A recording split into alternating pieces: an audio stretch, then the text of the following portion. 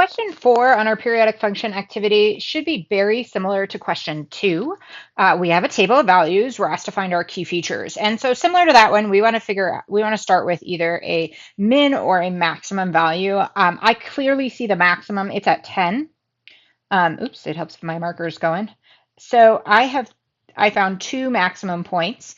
And the key with finding the period, remember, is looking for the difference between the 2 maximums. And so we go 6 minus 2, and that ends up being a period of 4. And the frequency, and yeah, I'm doing the frequency next, it should be 1 over our period. So for each unit of x, we cover 1/4 of the cycle. And then we have our amplitude and midline. And so to do that, we do need our minimum value. And so looking at the output values, we have 4, 6, and 10. So 4 is the lowest point. So we have a minimum of 4 and a maximum of 10. So if I wanted to start, let's say with the, let's check what I did with 2. So on 2, I started with the amplitude. So let's start with the midline on this one. So if I wanted to start with the midline, I know I should remember what I do in my videos, but I don't. And my screen's going to go all wonky here. So let's start with the midline. So midline means we're going to find sort of the mean value between the min and the max, and that's going to be our midline. So 10 plus 4 divided in 2.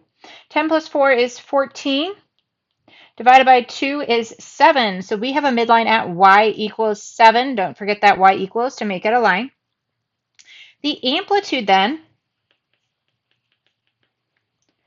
is going to be our max value, 10, minus our midline of 7, which gives us an amplitude of 3. All right, so we have our midline, we have our amplitude. Next, let's do our coordinate points. So we are looking at k of 7 here. And so if I go to my table, let's change that color, let's do orange. K of 7 is right here. And notice it has a value of 6. Now, you're probably like, oh yeah, this is just like the other problem, so I'm just going to write a 6 on the next line and be done with it. Stop and wait a minute, and let's look carefully. Notice that my next point is 17. 17 minus 7 does not equal 4, it equals 10.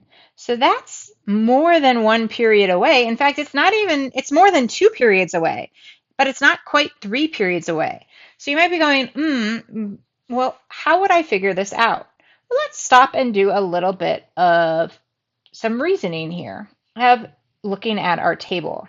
So if you notice, our function, from the 7, we went, the x went down 1 and it went to 4.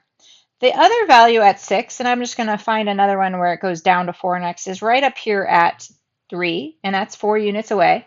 And notice it goes down to 4, and then it comes back up to 6. And so, so there's sort of a pattern going on here. So I could sort of continue this pattern a little. So like at 9, so we went, down to 4, we'd come back up to 6. At 10, we would be back up at 10, and then at 11, we'd be back down to 6, and at 12, we'd be back down to 4, so there's this sort of pattern going on. So I could use the period and get close to 17. So I know if I, do 7 plus 4, I'm now at k of 11, and that's also going to be 6.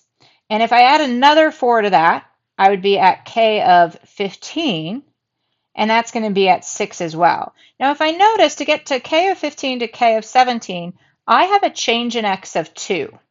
So k of 15 plus 2 gets me to 17.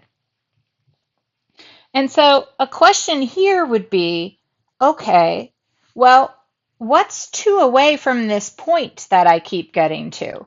And so that's where I could look at this diagram. So if I go 2 units instead of 4, notice I'm at 6 again. And if I go 2 units here, I'm at 6 again. So the assumption would be if I go 2 units past 15, guess what x value I'm going to be at? I'm going to be at 6 again. So just to I'm still using that periodic function patterning, It just had to go a little past the period. That was a really challenging one. Just, if you're like, oh, that's tough. So if you figured out that it was 6 without just randomly guessing, congratulations, pat yourselves on the back.